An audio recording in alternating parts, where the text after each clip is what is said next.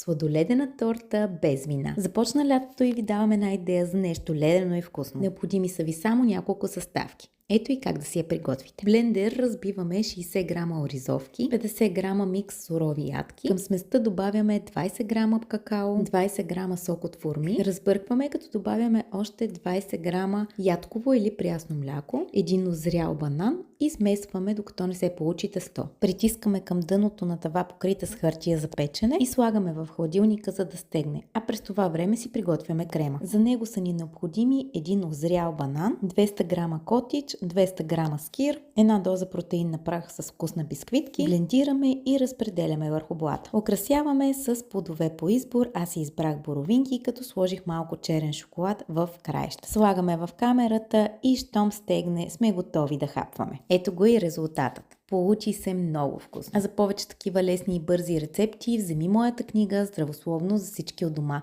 Към нея има и 2 книги подарък: "Шоколад без вина" и "Яш торта без вина".